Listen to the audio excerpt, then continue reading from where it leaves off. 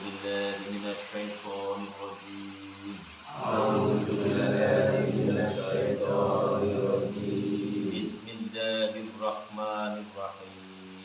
بسم الله الرحمن الرحيم. Assalamualaikum warahmatullahi wabarakatuh. Waalaikumsalam warahmatullahi wabarakatuh. Alhamdulillahirabbil alamin. Subhanaka la ilma lana illa ma 'allamtana innaka antal halimul hakim. Rabbi shrah li sadri wa yassir li amri wa hlul 'uqdatam min lisani yafqahu qawli. Amma ba'du. Saudara-saudaraku yang pada malam hari ini kita biasa melakukan rutinan pada malam Jumat, mari kita mewujudkan rasa syukur kita kepada kehadiran Allah Subhanahu wa taala dengan cara menggunakan pemikiran kita, berbagi pemahaman diri kita kepada sesama hamba-hamba Allah agar supaya kita bisa menjadi orang yang mempunyai kedermawanan yang sempurna, di mana orang itu harus mempunyai pengetahuan, orang itu harus mau membagikan pengetahuannya atau mengajarkannya dan mau mengamalkannya. Untuk itu pada malam hari ini kita bersama-sama untuk bisa mengkaji pada kesempatan yang ada ini. Mungkin nanti dari yang hadir ini ada yang mau menyampaikan sebuah unek-unek atau sebuah pertanyaan yang akan kita musyawarahkan agar bisa menjadi satu pencerahan kepada diri kita semuanya.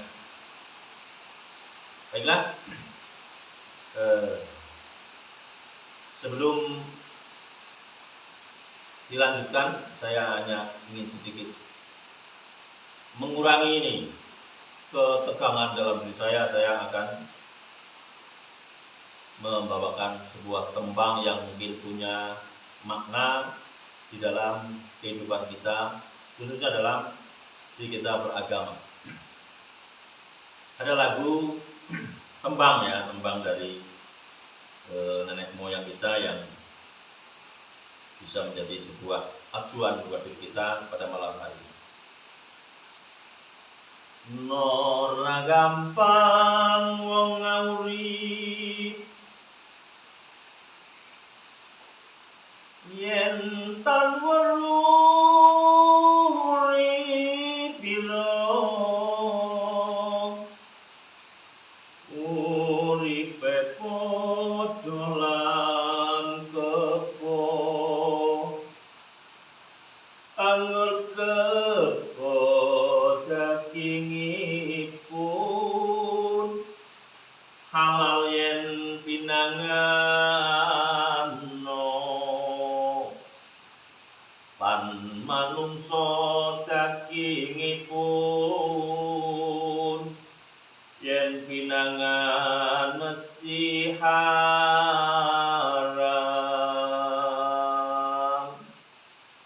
Oke, saya sudah tenang. Silakan, mana tahu ada yang mau bertanya, dipersilakan untuk bertanya. Pada bapak-bapak ada yang bertanya? Ada? Silakan disampaikan pertanyaannya perlahan-lahan saja biar kita semuanya bisa menyimak dengan baik. Terima kasih. Assalamualaikum warahmatullahi wabarakatuh. Waalaikumsalam warahmatullahi wabarakatuh. Perkenalkan, nama saya Sarif Suwanto, asal dari Banyumas. Mohon untuk pencerahan dari Bapak Natu Arifianto. Bapak Natu Arifianto. Ini saya ada sedikit unek-unek. Kita pernah belajar kepada seorang yang pintar atau seorang guru bahwa ini mengenai dosa. Orang pintar itu mengatakan bahwa dosa itu adalah tembung dari kalimat Jawa yang artinya adus rasa. Jadi mungkin duso gitu. Kalau bahasa Wetan itu duso. Itu artinya adus rasa. Nah itu karena melakukan sesuatu perbuatan yang melanggar dengan ketentuan Allah, sehingga kita merasakan was-was, ya, kita merasakan sesuatu sehingga hatinya itu tidak tenang. Tapi di dalam Al-Quran ataupun hadis itu disampaikan bahwa sebetulnya sebuah dosa itu bisa dihilangkan dengan membaca istighfar. Ya, bahkan Rasulullah juga setiap pada sholat itu selalu membaca istighfar itu beberapa kali. Gitu. Dan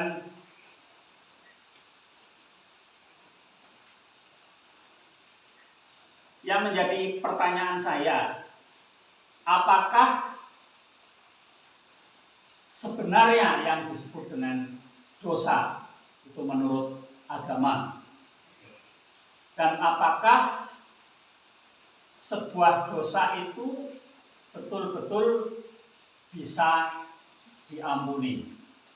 Padahal perbuatan dosa itu kalau misalnya dinilai dengan perbuatan itu sudah melampaui batas. Nah, mungkin itu yang jadi pertanyaan dari saya. Mohon pencerahannya. Terima kasih. Wassalamualaikum warahmatullahi wabarakatuh. Waalaikumsalam warahmatullahi wabarakatuh. Bisa disambung dengan pertanyaan yang kedua? Ya. Silakan. Terima kasih. Saya ingin menambahkan pertanyaan. Apakah orang yang berdosa itu punya dampak psikologis, baik fisiknya maupun psikisnya? Ada dampak psikologisnya apa tidak? Artinya setiap orang yang berdosa itu punya dampak psikologis, misalnya tertekan jiwanya sehingga dia depresi atau bagaimana. Terus bagaimana dengan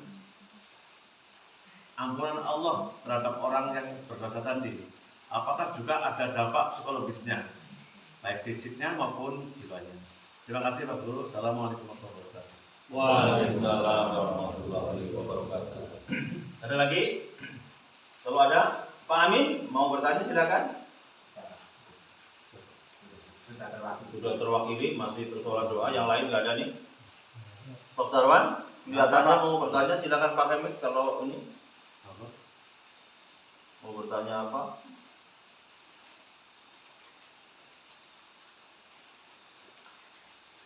Assalamualaikum warahmatullahi wabarakatuh. Waalaikumsalam warahmatullahi wabarakatuh. Ada sedikit yang ingin saya tambahkan dari pertanyaan Bapak Sarif dan Bapak Dwi.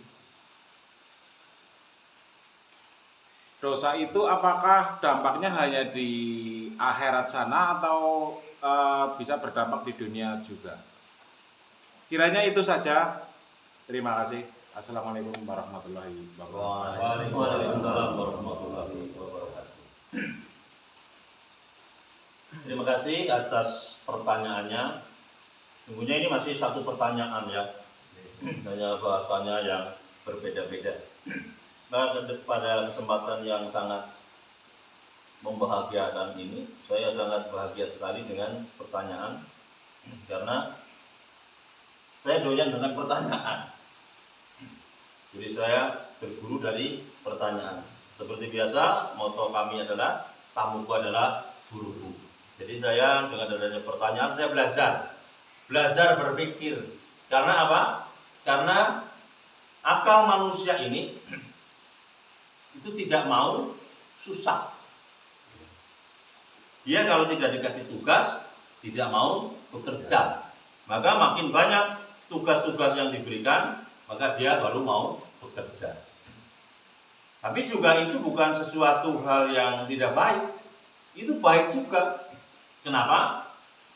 Karena dengan adanya akal, orang akal ini tidak mau susah, maka dia berpikir, umpamanya mencangkul ini susah, maka dia berpikir bagaimana caranya bikin traktor. Umpamanya perjalanan jauh jalan kaki itu dia nggak mau, susah, maka dia mikir bagaimana caranya membuat kendaraan. Begitu, itulah akal. Jadi kita gunakan. Maka ini juga saya berpikir dari pertanyaan-pertanyaan yang ada dari bapak-bapak tadi. Yang pertama adalah perbuatan dosa. Dosa itu ada yang mengatakan, ada yang menyatakan bahwa dosa itu bisa diartikan adus rasa. Itu mungkin lebih tepatnya kalau perbuatan dosa itu kang marakake adoh kelawan kang moho kuwasa. Mana ada perbuatan dosa yang menjadikan dia dekat kepada Allah, ya kan? Pasti dia menjadikan dia jauh kepada Allah. Tuh. Nah, terus dosa sesungguhnya apa?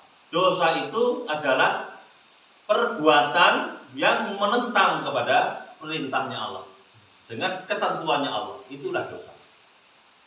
Dan dosa itu bisa juga dirasakan jika perbuatan kalian itu menggetarkan hati nurani kalian, itulah tandanya kalian juga berbuat dosa. Nah, terus apakah dosa ini, semua dosa itu bisa diampuni? Tidak. Walaupun Allah Maha Pengampun, iya. Umpamanya dosa-dosa dari perbuatan syirik, ya kan? Jadi menyekutukan Allah itu tidak diampuni. Tapi dosa selain itu, kalau dia betul-betul mohon ampunan kepada Allah,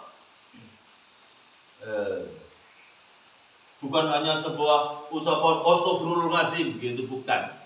Itu sebuah kalimat ininya, kalimat beritanya, kalimat perintahnya untuk beristighfar. Tapi penyesalannya ada apa enggak dari dalam hati? Nah, setelah penyesalan aja berhenti dari perbuatan itu. Kalau hanya berhenti, umpamanya saya penjudi nih, wah aku judi dosa, aku bertobat, istighfar, astagfirullahaladzim. Tapi hanya judinya yang berhenti. Nanti ganti mabok-mabokan. Itu bertobat apa bukan? Bukan. Itu namanya meledek, ya kan? Nanti pura-pura bertobat lagi, terus tinggal yang lain lagi. Nah, itu namanya belum bertobat. Maka kalau betul-betul bertobat, dia menghentikan perbuatan buruknya, menjauhi perbuatan-perbuatan yang buruk itu, kemudian dia mengupayakan mengisi dengan kebaikan. Itu sebagai tandanya dia bertobat. Nah, kalau udah seperti itu, istighfarnya ya diampuni oleh Allah. Tapi istighfar yang sungguh-sungguh terjadi sebuah penyesalan yang dibuktikan dengan perbuatan dan diganti perbuatan buruk dengan perbuatan yang baik. Kalau saya juga orang yang udah banyak dosa, saya kaya akan dosa-dosa, sehingga saya juga ya ada yang mengatakan, kamu kok bangga punya banyak dosa, kaya akan dosa. Iya, sehingga kalau ada orang yang mau menawarkan perbuatan dosa kepada saya nggak mau lah. Saya sudah punya banyak dosa, saya udah punya banyak, udah kaya akan dosa, udah nggak mau udah lah. Buat yang lain aja saya sudah punya banyak, jadi udah males mengupayakan seperti itu, karena sudah kaya akan dosa, mengaku banyak dosa dan kesalahan di hadapan Allah. Jangan mengaku diri kalian itu benar. Maka banyak sekali orang beribadah kepada Allah, dia tidak menunjukkan sebagai hamba yang bijaksana, tidak menunjukkan hamba yang soleh, tapi kebanyakan hamba menunjukkan kepada Allah justru dengan keserakahannya. Tiap kali amal perbuatannya, ibadahnya nggak tahu baik atau buruk ya dinilainya. Umpamanya kita sholat, jangan kamu menghadapkan sholatmu kepada Tuhanmu, tapi hadapkan nilai sholatmu kepada Tuhanmu. Umpamanya bisa ikhlas enggak, bisa khusyuk apa enggak, umpamanya itu. Terus jangan kamu menghadapkan kamu membaca Al-Quran, tapi nilai bacaanmu bagaimana? Punya kesungguhan atau tidak? Melewati kalau bacaan hanya di mulut saja, tidak melewati tenggorokannya, maka Al-Quran juga malah akan melaknat kepada kalian. Maka baca dengan sungguh-sungguh dari dalam hati, diresapi. Seandainya ini ayat perintah, di situ berisi tentang bertobat, maka bertobatlah. Jika isinya tentang bersyukur, ya bersyukurlah. Jika isinya tentang bersujud, sikapilah dengan sujudmu itu. Nah, kemudian jika dia berisikan sebuah larangan, ya tinggalkan. Dalam membaca Al-Quran kita harus bisa seperti itu. Tidak hanya baca, tapi tidak pernah memahami. Maka baca Al-Quran dengan membaca, mengartikan, memahami, menghayati, mengkaji, menguji, sampai pada mengamalkan. Karena Al-Quran ini bisa menjadi hujah yang baik, bisa menjadi hujah yang buruk juga buat kalian. Kalau kalian tidak bisa sungguh-sungguh, maka pelajarilah dengan sungguh-sungguh agar sampai kepada nilai kalian dalam membaca Al-Quran. Demikian juga dalam kalian mungkin bersedekah. Bukan masalah pemberianmu, tapi nilai pemberianmu itu ada keikhlasannya apa enggak. Kalau ikhlas, oke lah. Terus ada keriaannya apa enggak? Kalau tidak ria, oke juga. Nah, disitulah nilai-nilainya. Jadi kalau kalian mau beribadah kepada Allah, hadapkanlah nilai ibadah. Tapi kebanyakan kita di hadapan Allah selalu menunjukkan keserakahannya saja. Harusnya kita banyak-banyaklah memuji kepada Allah, banyak-banyaklah bersyukur kepada Allah. Nah, seandainya dalam keadaan yang kalian tidak mampu, dalam keadaan diri kalian yang tidak buat gelawat bahasa Jawane, berdoalah. Suasana kecepit, suasana terdesak, ya. Itu mohonlah kepada Allah. Jangan belum melawan apapun sudah yang diminta banyak, tapi kerja juga tidak mau. Itu bagaimana? Kan? Maka harus disesuaikan, harus memenuhi kriteria yang ada. Jadi harus ada upaya-upaya, ada kodrat, harus disertai dengan irodatnya juga. Gitu. Jadi selain dosa dari perbuatan syirik, maka jika dia bertobat, maka pasti akan Allah ampuni. Nah, di sini harus kita pahami ada hak Allah dan ada hak hamba dalam ibadah ini. Jadi haknya Allah itu menjadi kewajiban bagi seorang hamba. Makanya seandainya seorang hamba tidak melakukan perbuatan yang syirik, maka dia tidak berhak untuk disiksa. Maka boleh mohon ampunan kepada Allah, pasti diampuni karena Allah Maha Pengampun. Begitu. Jadi disitulah letaknya. Ada hak Allah dan hak hamba. Jadi seandainya sudah menjalankan kewajibannya, seorang hamba tidak berbuat syirik, maka dia sudah menjalankan kewajiban, berarti dia tidak berhak untuk disiksa. Maka seandainya dia salah, bisa mohon ampunan kepada Allah. Saya bisa minta tolong itu yang di bagian belakang, ambilkan Quran yang ada terjemahannya. Itu di bagian belakang situ, ambilkan Quran yang ada terjemahannya, nanti bisa diambil. Kita sikapi bersama nanti. Nah, terus kira-kira perbuatan dosa ini punya dampak apa enggak? Pasti. Perbuatan dosa itu di dunianya juga tidak nyaman, di akhiratnya juga tidak akan nyaman. Tolong Pak Dwi itu buka surat Al-Jin. Surat Al-Jin. Ya kisaran ayat-ayat 13 atau 14. Nah, dari dosa itu pasti akan berdampak, gitu ya, akan berdampak. Juga kenyamanannya kurang, di dunianya juga tidak nyaman. Pencuri, ada orang polisi lewat aja padahal dia patroli juga sudah was-was, sudah ketakutan, sudah keringat dingin, sudah khawatir. Ada orang bisik-bisik saja, orang melihat saja, dia sudah curiga. Itulah punya dampak yang seperti itu. Itulah hal-hal yang menyangkut tentang dosa.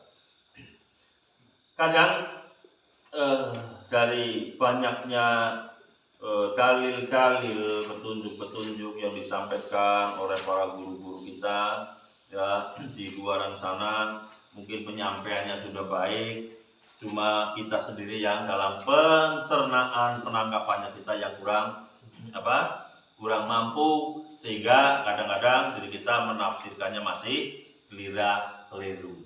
Tapi yakini bahwa Allah dan Rasulnya itu sangat mencintai kepada hamba-hambanya, kepada makhluknya, kepada umatnya.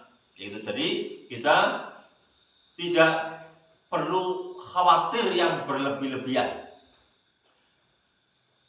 Karena di samping ada ayat-ayat petunjuk, juga ada ayat-ayat ancaman, ya, juga ada ayat-ayat itu pengharapan, yaitu di antara keduanya itu.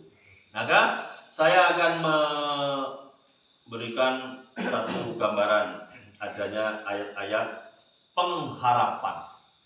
Ya, saya nanti akan menyampaikan ayat-ayat pengharapan agar kita mampu sesuai dengan yang nanti Rasulullah ajarkan kepada Abu Hurairah, ya. Di situ dia mengajarkan bagaimana caranya untuk membinasakan dosa.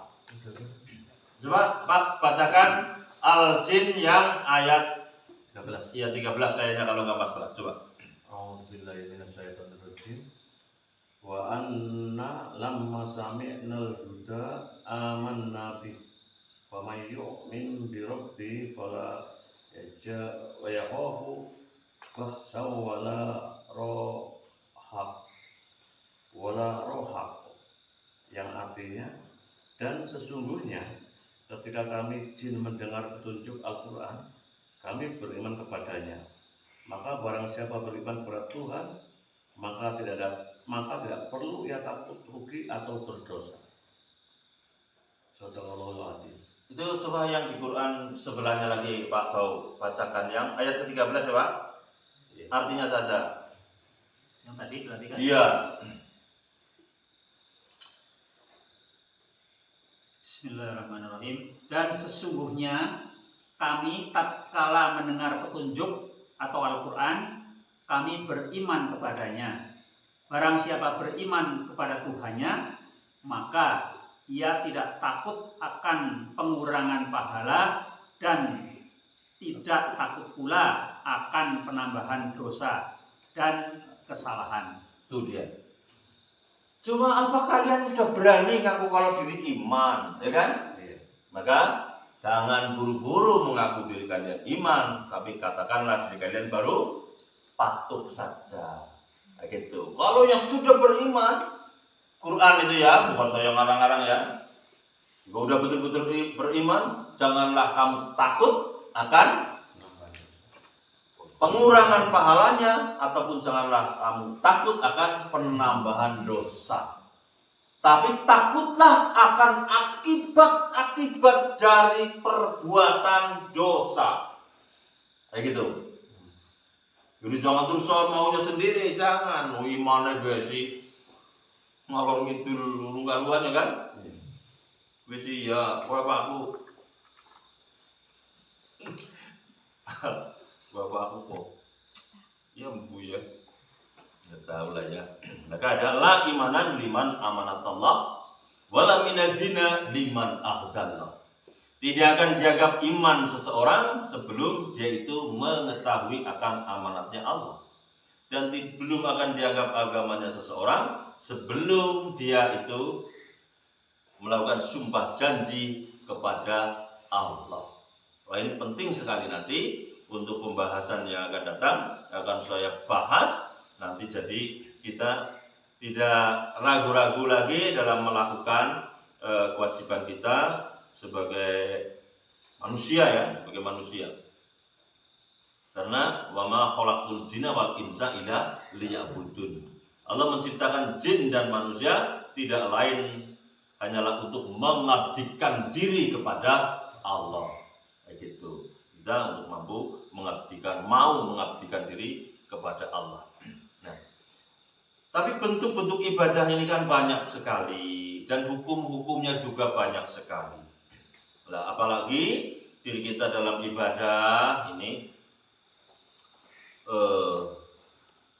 jangan gini ya, jangan ujublah ya diri kita ya. Kita nggak tahu kok kita diterima atau enggak ibadahnya, itu karena yang menilai bukan diri kita. Jadi gini, kalau kalian menggantungkan cara ibadah kalian akan rahmatnya Allah, berarti kalian menuhankan kepada ibadah. Gitu. Tapi gantungkanlah kepada Allah. Jadi apapun yang kalian lakukan dalam niat bersama Allah, dengan nama Allah, atas nama Allah. Jadi jangan ujub menggantungkan kepada ibadahnya. Karena dalam ibadah juga, di dalam hukum-hukum fikihnya begitu ketat, ya kan? Ada sedikit saja yang melenceng bisa gagal, kayak gitu. Tapi sebaliknya, Allah memberikan sesuatu gambaran di dalam hukum-hukumnya itu yang begitu ketat sekali, tapi Dia juga kepada yang berdosa memberikan kelonggaran selonggar-longgarnya juga. Di antara kedua itu juga ada ayat-ayat pengharapan yang masih susah kadang orang mau menyampaikan, karena ada kekhawatiran nanti orang mengambil enaknya saja, tidak mau memahami secara kafah, tidak mau memahami secara keseluruhan, kayak gitu. Jadi banyak orang yang hanya mau enaknya saja, kayak gitu. Tapi harusnya kita memahami semuanya. Maka ibadah yang dilakukan nanti kondisional. Kondisional dalam arti ini, kok nggak hujan-hujan ya, umpamanya yang harus aku lakukan kondisinya seperti itu, maka lakukan sholat istisqa, umpamanya gitu ya. Loh, lagi hujan terus tiap hari sholat istisqa. Lah itu kondisinya ya boleh sih, boleh, itu tidak haram ya Pak. Tapi kan kurang cerdas lah ya. Maka kondisional kayak gitu. Saya kok hatinya lagi was-was, nggak nyaman, nggak tenang, ya berzikirlah. Karena hanya mengingat Allah, maka hatimu akan menjadi tenang. Itulah kondisi-kondisinya. Jadi ibadah yang lakukan kondisional yang terbaik. Jadi nanti sesuai, jadi tidak merasa beban, karena itu yang memang dibutuhkan. Itu umpamanya kayak gitu. Nah, gini, Nabi Muhammad SAW itu berwasiat kepada Abu Hurairah, janganlah kamu mendatangi orang yang sakaratul maut kecuali kamu mentalkinkan dengan membaca la ilaha illallah Muhammadar Rasulullah. Kemudian Abu Hurairah di situ bertanya, wahai Rasulullah, itu kan yang dilakukan kepada orang yang mati, bagaimana kepada orang yang masih hidup? Maka di situ Rasulullah kemudian membacakan kepada Abu Hurairah sebanyak 20 kali. Bacanya bagaimana? La ilaha illallah rabbighfirli. Itu dengan sungguh-sungguh. Rasulullah di situ membacakan dengan sungguh-sungguh, bahwa mentalkinkan kepada Abu Hurairah di situ dengan seperti itu, dengan la ilaha illallah rabbighfirli. Itu diikuti selama 20 kali, dilakukan dengan sungguh-sungguh. Kemudian dijawab dengan akhdama akhdama. Itu akhdama akhdama. Binasalah dosa, binasalah dosa, binasalah dosa. Itulah. Maka ini yang menjadi dasar di dalam talqin. Maka lakukan bacaan ini. Jadi bisa dilakukan. Maka ada orang-orang yang sudah ya pemahamannya sudah cukup tinggi atau cukup mendalam, mereka para mursyid ya mentalkinkan kepada jamaah-jamaahnya juga. Inilah sebagai gambaran ada ayat-ayat yang termasuk pengharapan. Terus juga jika kalian kok ibadah karena takut neraka, itu ya nggak takut kepada Allah namanya, Pak. Jika kalian ibadah karena hanya mengharapkan surga, juga bukan krono Allah juga. Lakukan ibadah karena Allah. Begitu. Terus kemudian Rasulullah juga di situ memberikan wasiat kepada Abu Hurairah berikutnya. Dan jika kamu itu kepingin diharamkan oleh neraka, maka bacalah di setiap pagi dan petang. Gimana bacaannya? Baca dengan sungguh-sungguh dari hati kamu yang terdalam di situ, kemudian juga dileskankan, tidak usah keras-keras, diniatkan di dalam diri kalian. Bismillahirrahmanirrahim. La ilaha illallah wahdahu la syarikalah.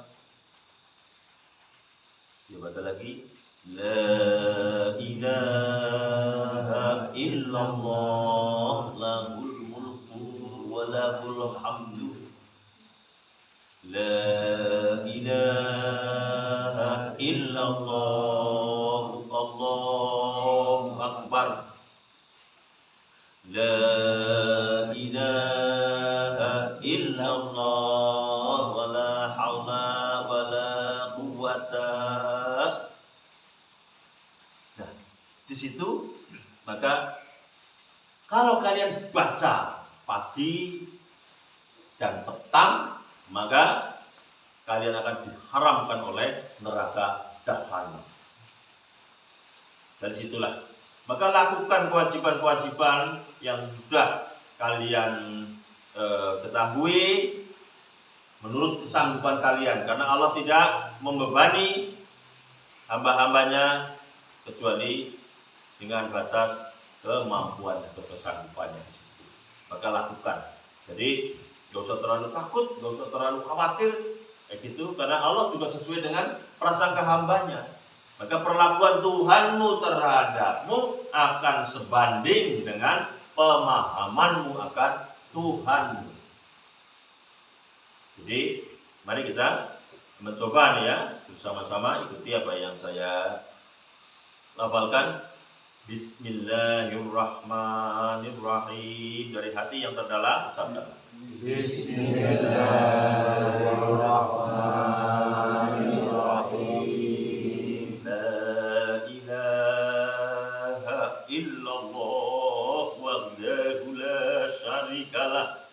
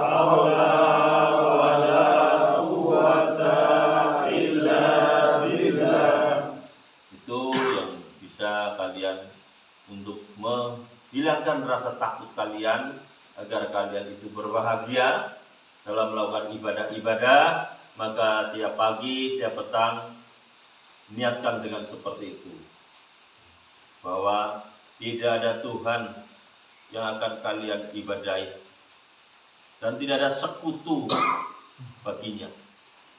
Tidak ada Tuhan yang akan kalian ibadahi. Dialah Raja dari segala raja. Dan tidak ada Tuhan selain Allah, atau tidak ada Tuhan yang akan kalian ibadahi kecuali Dia, Allah yang maha besar. Dan tidak ada Tuhan selain Allah yang akan kalian ibadahi.